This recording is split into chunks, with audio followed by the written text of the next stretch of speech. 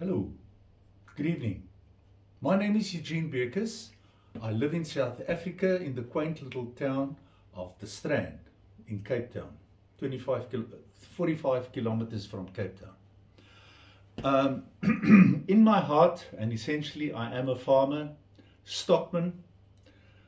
I have extensive experience in cattle, sheep and goat. That is my first love.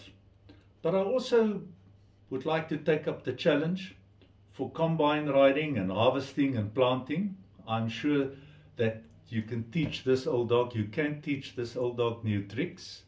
I love a challenge, and I would also like to experience your lovely country in as much as I would like to come over and farm there in America.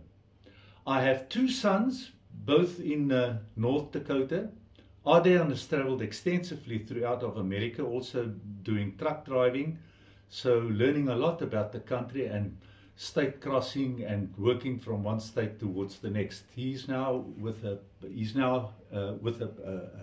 crop farmer, doing beans and mealies, what we call in South Africa. You call it corn. Eugene, my son, is also farming and doing the same thing.